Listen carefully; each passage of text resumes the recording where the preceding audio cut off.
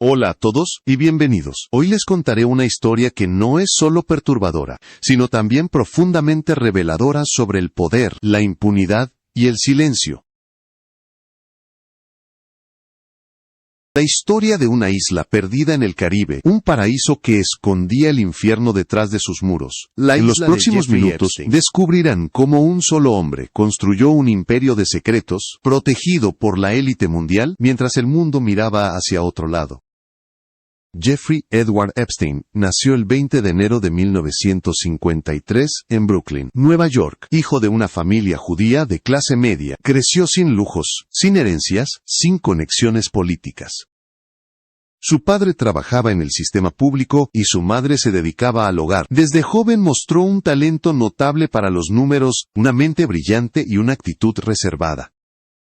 Observaba más de lo que hablaba, un rasgo que lo acompañaría toda la vida. En los años 70, ingresó a la Universidad de Nueva York, y luego a la Universidad de Columbia, pero no terminó ninguna carrera, no obtuvo un título universitario. Aún así, en 1974, consiguió un trabajo improbable. Profesor de matemáticas y física en la Dalton School, una de las escuelas más exclusivas de Manhattan, frecuentada por los hijos de banqueros y empresarios poderosos.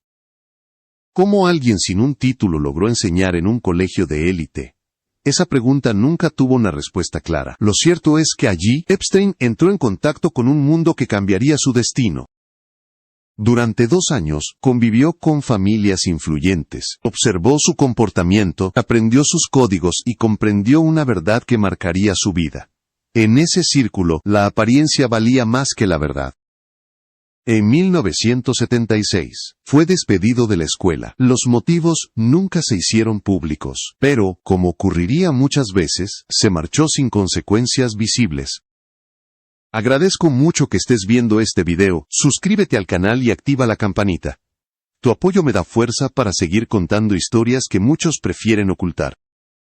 Pocos años después, Epstein ingresó al mundo financiero. En 1981, comenzó a trabajar en el banco de inversiones Bear Stearns, en Wall Street. Empezó desde abajo, pero ascendió a una velocidad poco común. En menos de 5 años se convirtió en socio, algo impensable para alguien sin título universitario. Su talento para los números impresionaba, pero su verdadera habilidad era otra: su capacidad para ganarse la confianza de los ricos.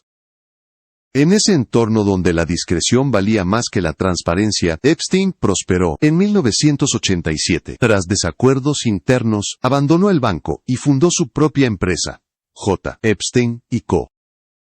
La compañía operaba casi en secreto, no tenía página web ni campañas públicas. Epstein decía administrar fortunas multimillonarias, pero nunca revelaba quiénes eran sus clientes. A pesar de la opacidad, el dinero no dejaba de llegar. Su vida cambió radicalmente. Adquirió una mansión enorme en el Upper East Side de Manhattan, la mayor residencia privada de la ciudad. Una casa en Palm Beach, un rancho en Nuevo México, un apartamento en París. La propiedad aumentaba su aura de misterio. En los años 90, Epstein ya no era solo un financiero. Quería ser visto como un mecenas intelectual. Empezó a financiar investigaciones científicas, a reunirse con académicos, a codearse con la élite científica y política.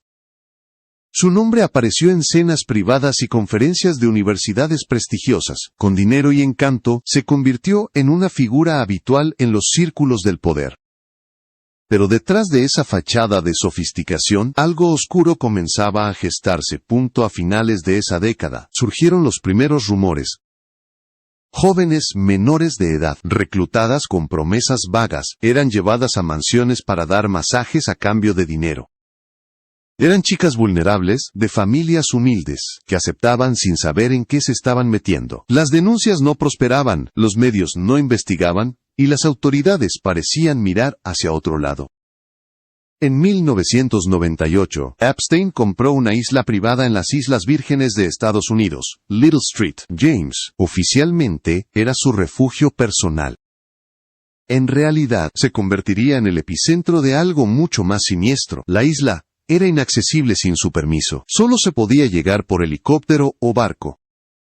No había vecinos, no había testigos. Epstein controlaba quién entraba, quién salía, y cuándo. Convirtió ese pequeño paraíso en un reino personal donde nadie podía ver ni preguntar. En el papel era una propiedad de recreo.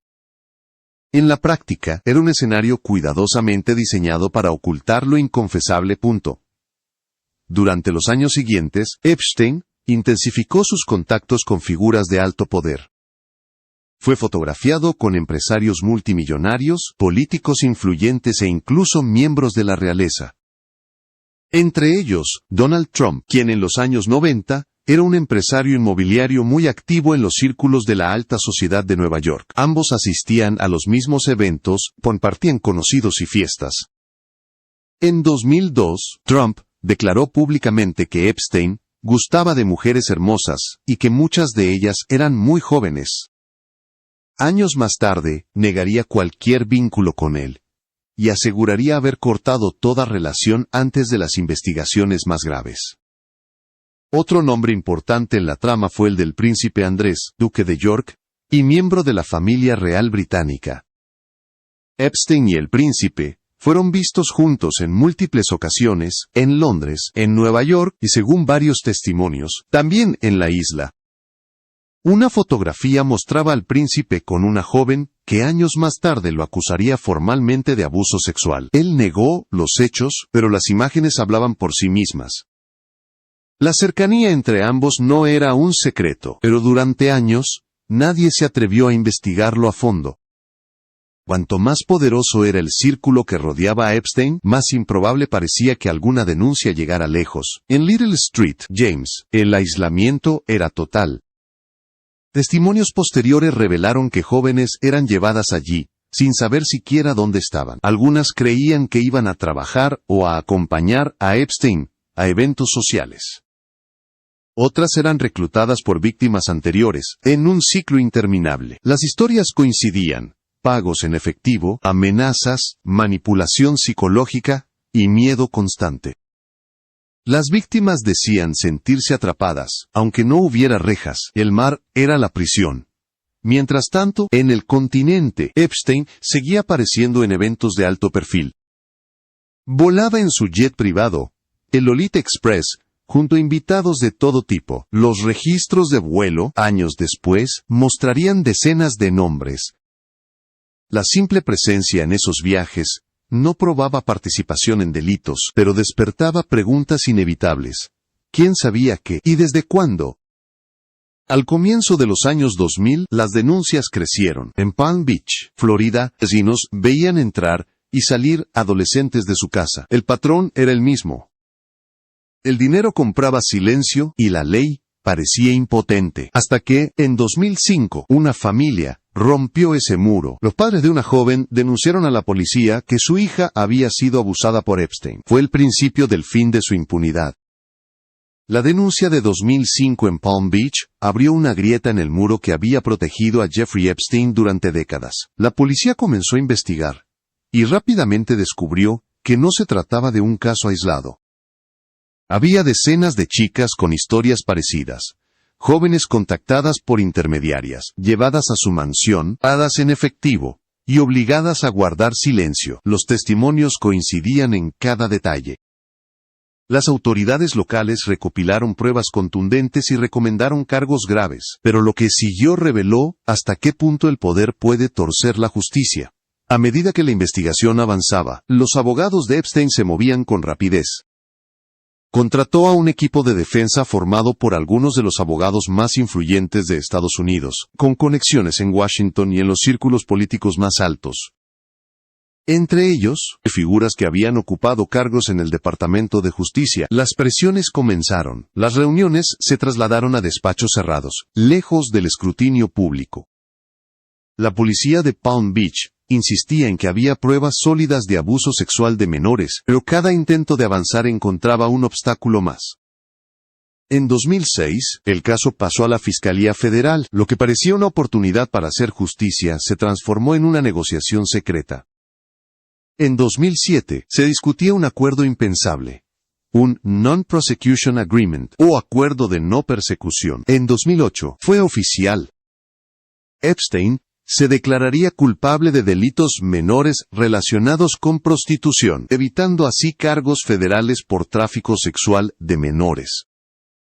La sentencia: 18 meses de prisión, de los cuales cumplió solo 13, y aún durante ese tiempo podía salir 6 días por semana para trabajar. Fue una burla al sistema judicial. El acuerdo incluía una cláusula más escandalosa. Otorgaba inmunidad a posibles cómplices no identificados, es decir, protegía a cualquiera que hubiera colaborado con Epstein sin importar su nivel de participación. Las víctimas no fueron informadas del pacto hasta que ya era demasiado tarde. Para ellas, fue un golpe devastador. No solo habían sido ignoradas, sino que el propio sistema que debía protegerlas, había decidido callar. Aquella isla, que durante años había sido invisible, seguía intacta, fuera del alcance de la justicia. Epstein cumplió su condena en una cárcel del condado de Palm Beach, en condiciones atípicas. Recibía visitas, tenía acceso a su oficina, y disfrutaba de privilegios que ningún preso común podía soñar. En 2009, recuperó la libertad y volvió a su vida de siempre. Oficialmente, era un delincuente sexual registrado. En la práctica, seguía siendo un hombre poderoso. Regresó a sus mansiones, a sus fiestas, a sus círculos intelectuales. Reanudó contactos con científicos, políticos y filántropos. Algunos lo evitaban discretamente, otros fingían no saber nada. La hipocresía lo rodeaba. Durante esa etapa, Little Street, James siguió activa. Los testimonios posteriores indicarían que la isla continuó siendo usada incluso mientras Epstein cumplía condena. Los empleados trabajaban bajo contratos de confidencialidad, los registros eran inexistentes, los helicópteros seguían aterrizando, los barcos seguían llegando, todo bajo un silencio absoluto.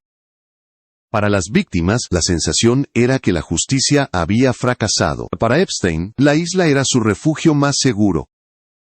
Entre 2010 y 2014, su estrategia fue limpiar su imagen. Donó dinero a universidades prestigiosas, financió investigaciones científicas y organizó conferencias privadas con intelectuales de renombre. Se mostraba como un mecenas de la ciencia y la tecnología. Su intención era clara: disfrazar el pasado con respetabilidad. El dinero compraba silencio, pero también prestigio, y, por un tiempo, funcionó. Sin embargo, algunas víctimas seguían hablando, y periodistas independientes comenzaron a cuestionar el misterioso acuerdo de 2008. Una de las voces más importantes fue la de Virginia Giuffre, quien denunció públicamente haber sido traficada por Epstein cuando era menor de edad. Su testimonio incluyó nombres poderosos, entre ellos el del príncipe Andrés. En sus declaraciones, Giuffre afirmó que fue forzada a mantener relaciones sexuales con él. El príncipe lo negó rotundamente, pero las pruebas documentales, como fotografías y registros de vuelo, contradecían su versión. En el Reino Unido, el escándalo creció. En Estados Unidos, las autoridades permanecían inmóviles. El poder seguía ganando tiempo. A mediados de la década de 2010, la indignación pública comenzó a crecer. En 2015 y 2016, varios documentos judiciales salieron a la luz. Las víctimas habían presentado demandas civiles y algunos archivos sellados empezaban a filtrarse. Los testimonios eran consistentes. Los abusos habían sido sistemáticos, las redes de reclutamiento estaban bien organizadas, y la impunidad era total. Little Street, James aparecía una y otra vez como el escenario principal de las atrocidades. Sin embargo, todavía no había consecuencias penales. El sistema seguía paralizado. Todo cambió en 2018, cuando el periódico Port de Miami Herald publicó una serie de reportajes que sacudieron al país. Los periodistas revisaron miles de páginas de documentos olvidados, entrevistaron a víctimas que nunca habían sido escuchadas, y reconstruyeron el caso desde cero. Las conclusiones fueron devastadoras. El acuerdo de 2008 había sido ilegal. Se había firmado a espaldas de las víctimas y en violación directa de la ley. Las autoridades habían tratado a Epstein con un nivel de privilegio que no existía para ningún otro acusado. Las publicaciones del Miami Herald provocaron una reacción inmediata. La indignación fue nacional e internacional. Por primera vez, el caso Epstein volvió a las portadas, no como rumor, sino como escándalo judicial. Las víctimas encontraron nuevas fuerzas para hablar. Algunas contaron lo que vivieron en la isla. Los vuelos, las órdenes, el control total. No era solo un hombre corrupto, era un sistema que había funcionado durante décadas, porque muchos prefirieron no mirar. A mediados de 2019, el Departamento de Justicia reabrió formalmente el caso, y esta vez, la historia sería diferente. El 6 de julio de 2019, Jeffrey Epstein fue arrestado en el aeropuerto de Teterboro, Nueva Jersey. Regresaba de un viaje a París, cuando los agentes federales lo interceptaron. Las acusaciones eran graves: tráfico sexual de menores y conspiración para tráfico sexual. No habría acuerdos secretos esta vez, no habría abogados que lo salvaran en la sombra. Epstein fue enviado al Centro Correccional Metropolitano de Nueva York. Por primera vez, el hombre que se creía intocable enfrentaba la justicia sin protección. La noticia recorrió el mundo. Las autoridades federales confiscaron propiedades, allanaron su mansión de Manhattan y registraron su isla en el Caribe. En Little Street, James, los agentes encontraron computadoras, fotografías y documentos clasificados como evidencia. Las imágenes aéreas mostraban a la isla convertida en una escena del crimen. Los helicópteros que antes transportaban invitados, ahora llevaban agentes del FBI. Lo que antes era un símbolo de poder se transformó en prueba material del horror. Mientras tanto, las personalidades vinculadas a Epstein comenzaban a dar explicaciones. Donald Trump declaró públicamente que hacía muchos años que no hablaba con él. El príncipe Andrés intentó una entrevista televisiva en 2019 para limpiar su imagen, pero el resultado fue desastroso. Sus respuestas incoherentes y su falta de empatía generaron un rechazo masivo. Poco después, fue obligado a abandonar sus funciones públicas en la familia real británica. El cerco se cerraba, y la élite ya no podía fingir ignorancia. Epstein se declaró inocente, y sus abogados pidieron libertad bajo fianza con monitoreo electrónico y seguridad privada. El juez la negó. El riesgo de fuga era alto, y el peso del caso demasiado grande. Por primera vez en su vida, Epstein no podía comprar su salida. Pero mientras esperaba el juicio, algo siniestro estaba por suceder, algo que cambiaría para siempre la percepción del público sobre esta historia. Antes de hablar, antes de enfrentar a un jurado, Jeffrey Epstein moriría, dejando tras de sí más preguntas que respuestas. El 10 de agosto de 2019, el mundo despertó con una noticia que parecía sacada de una película. Jeffrey Epstein había sido encontrado muerto en su celda del Centro Correccional Metropolitano de Nueva York. La causa oficial: suicidio por ahorcamiento. Tenía 66 años, pero las circunstancias eran tan extrañas que la incredulidad fue inmediata. ¿Cómo podía morir el detenido más vigilado del país, en una de las prisiones de máxima seguridad de Estados Unidos, justo antes de su juicio? Los detalles alimentaron la sospecha. Epstein ya había sido encontrado herido semanas antes, en un incidente considerado una tentativa de suicidio, lo que había llevado a las autoridades a ponerlo bajo vigilancia especial. Sin embargo, días antes de su muerte, esa medida fue levantada sin explicación clara. La noche de su fallecimiento, las cámaras del pasillo no funcionaban correctamente, su compañero de celda había sido trasladado, y los guardias responsables no realizaron las rondas reglamentarias. Después, se supo que falsificaron los registros de vigilancia. Todo encajaba demasiado bien en el guión de una historia que muchos no querían que se contara.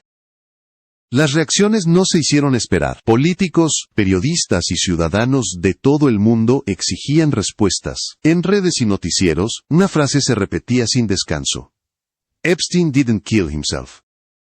La desconfianza era total. Para las víctimas, fue una tragedia y una traición. Con su muerte, desaparecía la posibilidad de enfrentarlo en un tribunal, de escucharlo declarar bajo juramento, de saber la verdad completa. Para las instituciones, era una vergüenza monumental.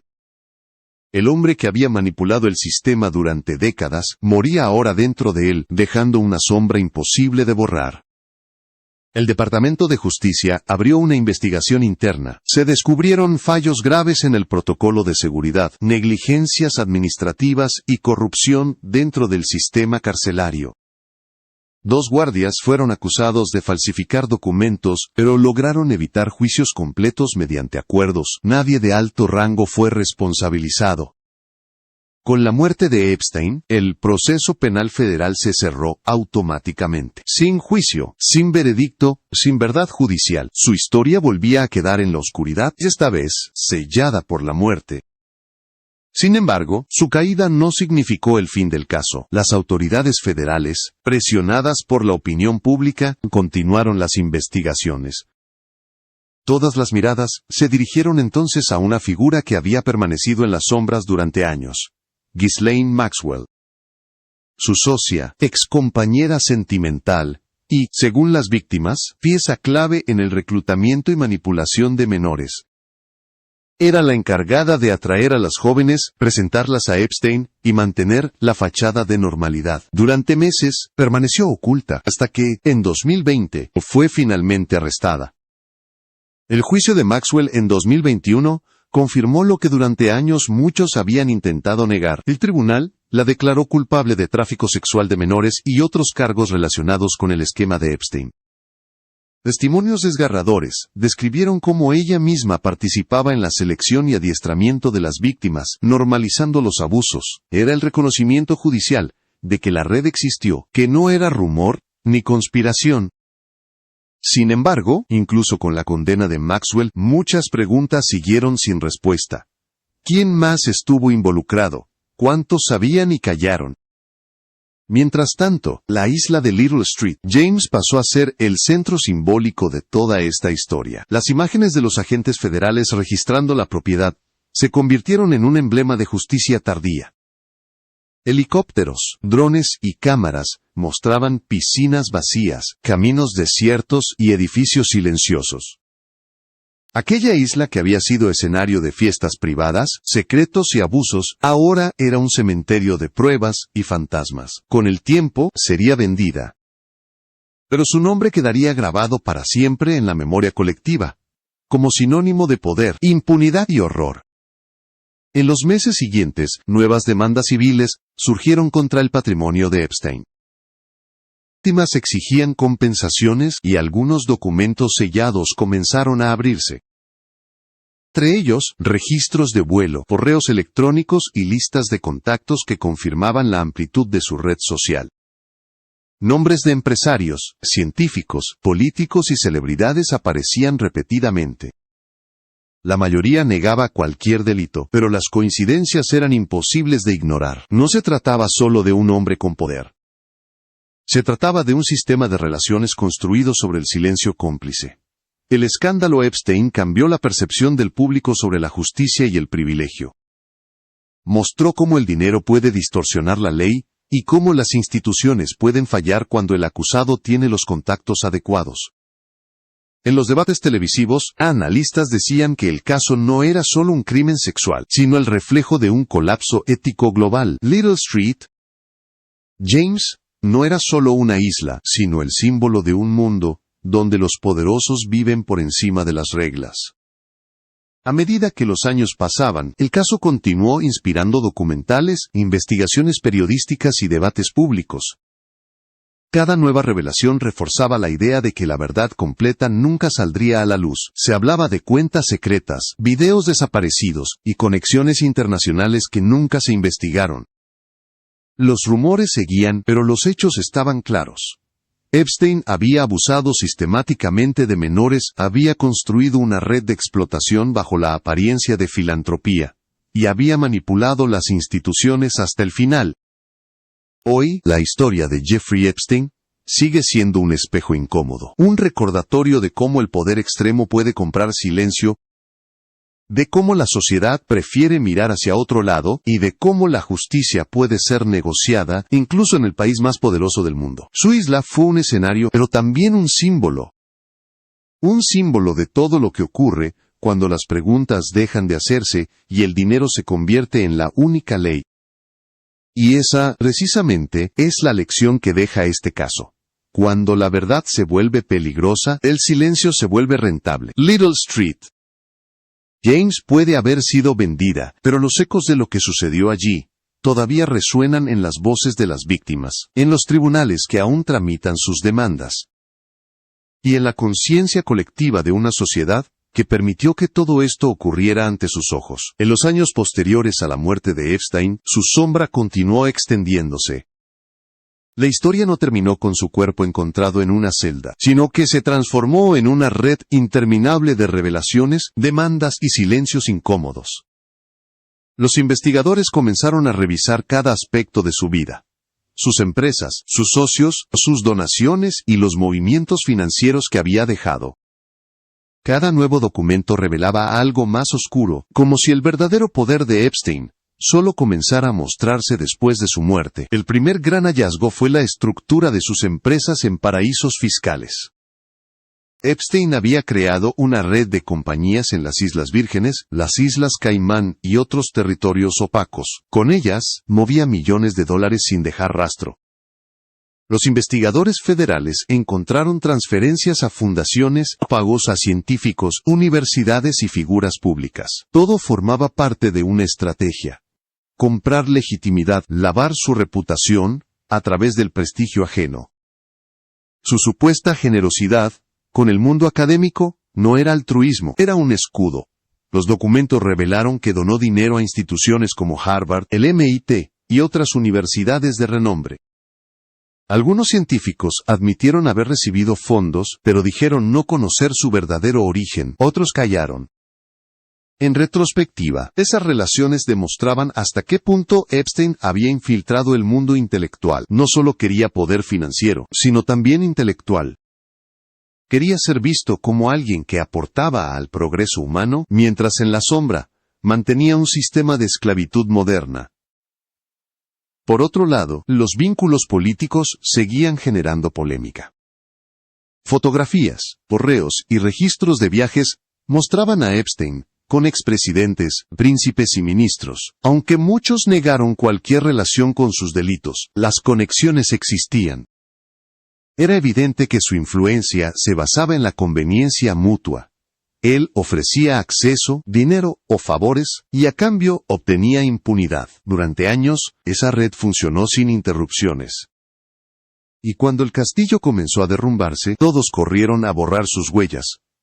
El papel de Ghislaine Maxwell se convirtió en el foco de la atención mediática. Su juicio expuso la logística interna del sistema: cómo seleccionaban a las jóvenes, cómo las engañaban, y cómo normalizaban los abusos bajo una apariencia de glamour. Las víctimas describieron con precisión las rutinas, los vuelos, los horarios y los pagos. Era un esquema empresarial del horror, con jerarquías, reglas y complicidades. Maxwell fue condenada, pero para muchas víctimas, esa sentencia no fue suficiente, porque el sistema que la permitió seguiría existiendo mucho después del veredicto. Mientras tanto, la isla de Little Street, James, permanecía vacía. La vegetación había comenzado a recuperar el terreno, las construcciones estaban abandonadas, y el silencio era absoluto. En 2023, se informó que la propiedad había sido vendida, pero el comprador permanecía en el anonimato. Las autoridades afirmaron que los beneficios serían destinados a compensar a las víctimas, aunque pocos creyeron en esa promesa. La isla seguía siendo un símbolo demasiado potente, una herida abierta en el mapa del Caribe. Los medios siguieron indagando. Nuevos reportajes apuntaban a que Epstein no actuó solo, que hubo una red de colaboradores en distintos países: asistentes, pilotos, contadores, guardias de seguridad. Muchos de ellos firmaron acuerdos de confidencialidad y jamás fueron acusados. Las víctimas hablaban de nombres que nunca llegaron a los tribunales, de hombres poderosos cuyas identidades permanecían protegidas por los mismos mecanismos que una vez blindaron a Epstein. La justicia, otra vez, parecía tropezar con los límites del poder. En paralelo, surgieron teorías sobre lo que realmente ocurrió la noche de su muerte. Algunos decían que había sido silenciado para proteger a otros, que su muerte fue encubierta, y que seguía vivo bajo otra identidad. Ninguna versión se comprobó, pero el escepticismo público era tal que el suicidio oficial nunca convenció a nadie. Lo que sí era innegable es que su desaparición fue conveniente para demasiadas personas. Con su muerte, el mayor testigo del caso se había ido para siempre. El caso Epstein también tuvo un impacto cultural profundo. Documentales, películas y libros comenzaron a aparecer en todo el mundo. Los artistas y periodistas lo convirtieron en símbolo de los abusos del poder, del machismo institucional y de la corrupción de las élites. En las redes, su nombre se transformó en sinónimo de impunidad. La frase "la isla de Epstein" dejó de ser geográfica y se volvió metafórica. Representaba cualquier lugar donde el dinero puede comprar el silencio y la dignidad humana se vuelve moneda de cambio. Mientras tanto, las víctimas seguían hablando. Algunas, después de décadas, por fin fueron escuchadas. Otras todavía temen represalias. Pero todas coincidían en algo.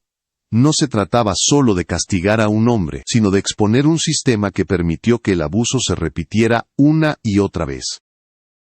La historia de Epstein no era un hecho aislado, era el espejo de un mundo donde la moral cede ante la riqueza y donde los secretos pesan más que la justicia. Con el paso del tiempo, el caso empezó a revelar una ironía dolorosa. Epstein había construido su propio imperio del silencio, creyendo que lo protegería para siempre. Pero fue ese mismo silencio, roto por las voces de las víctimas, el que acabó destruyéndolo. Su muerte no borró la verdad, la amplificó. Y cada nueva investigación, cada documento desclasificado, mostraba la misma lección. La impunidad siempre deja rastros, y tarde o temprano, esos rastros hablan. En la actualidad, el legado de Epstein sigue siendo una advertencia. Su nombre aparece en estudios sobre criminalidad de élite, sobre manipulación psicológica y sobre corrupción institucional. Los investigadores concluyen que su caso cambió la forma en que el mundo mira los abusos cometidos por los poderosos. La isla de Little Street, James, vacía y silenciosa, se convirtió en una metáfora global. Un recordatorio de lo que sucede cuando el poder se convierte en su propia religión y la humanidad deja de importar. El impacto de todo lo ocurrido no se limitó a los titulares. La historia de Epstein provocó una serie de consecuencias profundas que transformaron la manera en que la sociedad entiende el poder, la corrupción y la justicia. Los años siguientes a su muerte fueron una mezcla de indignación y resignación. Por un lado, el mundo entero hablaba del caso. Por otro, la mayoría comprendía que muchos de los implicados jamás enfrentarían un tribunal. Era el triunfo amargo de la impunidad. En Estados Unidos, las autoridades federales intentaron presentarse como más duras que nunca. Se crearon nuevas unidades dedicadas a investigar delitos sexuales cometidos por personas influyentes. Se revisaron protocolos carcelarios y se implementaron reformas en el manejo de prisioneros de alto perfil. Sin embargo, la sensación general era que esas medidas llegaban tarde. Nada podía cambiar el hecho de que Epstein había muerto sin confesar, sin revelar nombres, sin enfrentar a las víctimas. El caso también tuvo repercusiones internacionales. En el Reino Unido, la monarquía se vio golpeada por las acusaciones contra el príncipe Andrés. Las imágenes de sus reuniones con Epstein y Ghislaine Maxwell se convirtieron en un escándalo mundial. Los medios británicos cuestionaban la transparencia de la familia real y exigían explicaciones. Finalmente, Andrés fue despojado de sus títulos militares y apartado de sus funciones públicas. Aunque nunca fue condenado judicialmente, su reputación quedó destruida. Fue una caída simbólica. La monarquía, símbolo de poder y tradición, enfrentando la sombra de un delito inaceptable. En el ámbito político, figuras de distintos partidos fueron señaladas por sus vínculos con Epstein. Fotos, registros de vuelos y correos electrónicos mostraban que muchos de ellos habían compartido reuniones, cenas y conferencias con él. Aunque no todos participaron en sus crímenes, el solo hecho de haber estado cerca de su círculo levantaba sospechas. Era una prueba más de cómo el dinero y la influencia pueden conectar mundos aparentemente separados: la ciencia, la política, la realeza y el crimen. Las víctimas, mientras tanto, seguían luchando por justicia. Algunas obtuvieron compensaciones económicas mediante acuerdos confidenciales, pero para muchas eso no era suficiente. Querían verdad, querían reconocimiento. En entrevistas, repetían lo mismo. Ninguna cantidad de dinero puede borrar lo que vivimos. Cada testimonio era un acto de resistencia contra el olvido. Gracias a ellas, la historia no se hundió del todo en el silencio. Los periodistas del por Miami Herald *, responsables de reabrir el caso, continuaron investigando. Publicaron nuevos reportajes sobre la estructura financiera del imperio Epstein, sus contactos con bancos internacionales, y las posibles redes de tráfico, que aún no habían sido desmanteladas. Descubrieron que algunos de sus colaboradores seguían trabajando en sectores financieros y tecnológicos protegidos por el anonimato. El poder de la red sobrevivía a su creador. En la cultura popular, el nombre de Epstein se convirtió en un símbolo del poder desmedido. Documentales de Netflix y HBO mostraron al público lo que durante años había permanecido oculto. En las redes sociales, su apellido se transformó en un código para hablar de las élites y sus secretos. Surgieron teorías sobre otras islas del mundo, otros lugares donde el dinero oculta abusos. Más allá de los rumores, lo cierto es que la historia de Epstein dejó al descubierto una realidad incómoda. Hay sistemas enteros diseñados para proteger a los poderosos, incluso de sus propios crímenes. Con el tiempo, Little Street, James se convirtió en un punto turístico macabro. Algunos navegantes se acercaban en yate para ver la isla desde lejos. Nadie podía desembarcar, pero bastaba observarla para sentir el peso del silencio. A lo lejos, la cúpula azul y blanca de una construcción abandonada destacaba entre la vegetación. Era una escena que parecía congelada en el tiempo, un recordatorio físico de lo que ocurre cuando la justicia llega demasiado tarde. El paraíso se había convertido en un monumento a la vergüenza. En 2025, varias víctimas lograron que se desclasificaran nuevos documentos del FBI. En ellos se confirmaba lo que muchos sospechaban.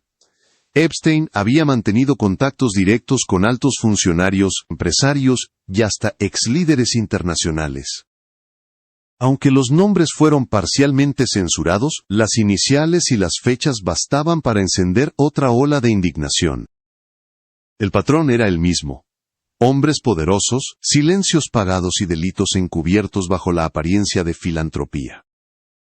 Lo que había comenzado como una historia de un solo hombre, se había convertido en la radiografía del poder global.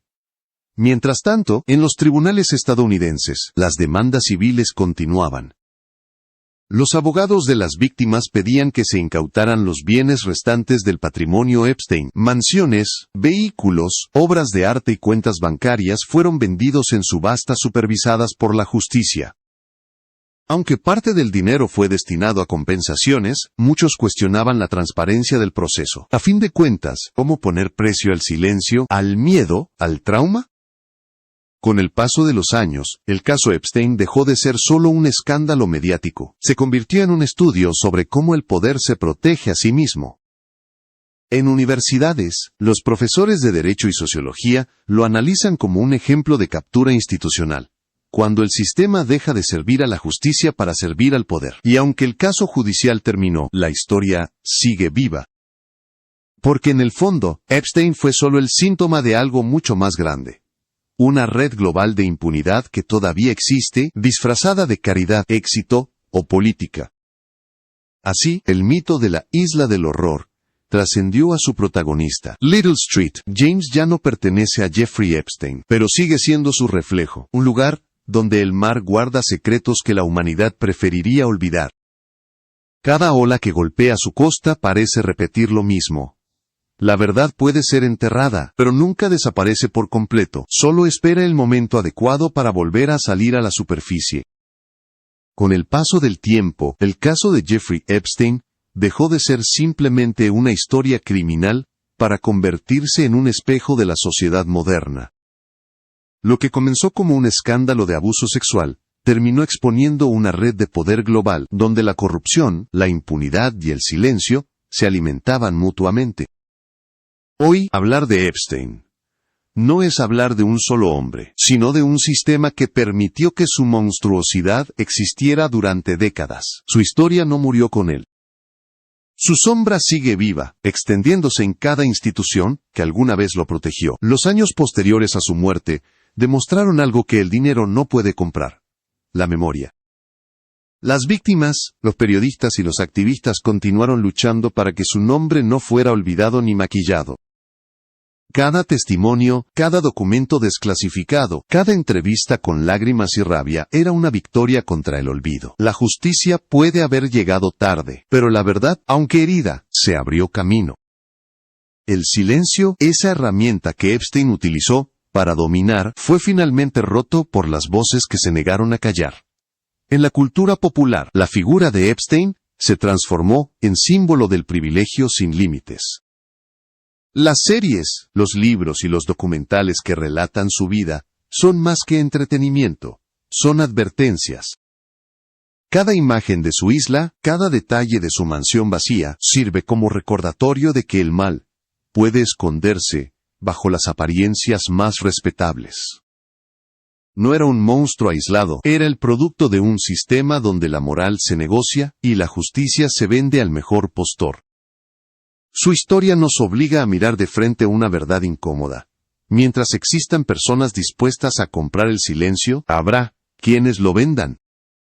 A nivel institucional, el caso Epstein obligó a revisar procedimientos judiciales, protocolos de custodia y controles financieros.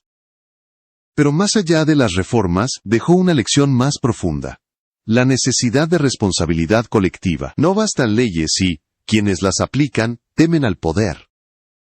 No basta con investigar si los culpables pueden pagar su libertad. La verdadera justicia no se mide por sentencias, sino por la capacidad de impedir que se repitan los mismos crímenes bajo nuevas formas. En ese sentido, la historia de Epstein no terminó. Sigue repitiéndose en los márgenes invisibles del poder. La isla de Little Street, James, ahora vacía, es el monumento involuntario de esa tragedia. Las olas borran las huellas, pero no los ecos. Los árboles cubren los caminos, pero no los recuerdos. El rincón de esa tierra fue testigo de un sistema que falló. Y aunque la propiedad haya cambiado de manos, su nombre seguirá siendo sinónimo de horror y advertencia. No hay placa conmemorativa, ni museo, ni memorial, solo silencio. Un silencio tan profundo como el que Epstein cultivó en vida, y tan revelador como el que lo destruyó. En los tribunales, las demandas civiles continúan. Las víctimas aún esperan una reparación completa. Algunas han reconstruido sus vidas. Otras siguen marcadas por el trauma, pero todas, sin excepción, convirtieron su dolor en fuerza. Gracias a ellas, el mito del hombre intocable se derrumbó. Gracias a ellas, el mundo vio cómo la verdad, por más incómoda que sea, puede sobrevivir incluso al poder más oscuro. Esa es la verdadera justicia, no la que encarcela cuerpos, sino la que libera voces. Hoy, cada vez que se pronuncia el nombre de Jeffrey Epstein, no se evoca solo a un criminal, sino a una advertencia. La riqueza sin límites y el poder sin ética son una amenaza tan grande como cualquier crimen físico. Su historia nos recuerda que las sociedades se corrompen cuando dejan de preguntar, cuando dejan de mirar, cuando permiten que la comodidad pese más que la conciencia. Epstein fue el resultado de ese descuido colectivo. Su muerte, el desenlace inevitable de una vida construida sobre mentiras. En última instancia, lo que queda no es su legado, sino el de quienes se atrevieron a desafiarlo. Periodistas que arriesgaron sus carreras, fiscales que reabrieron casos cerrados, y sobre todo, mujeres que decidieron hablar aunque nadie quisiera escucharlas. Son ellas las verdaderas protagonistas de esta historia. Ellas las que rompieron el ciclo del miedo y convirtieron la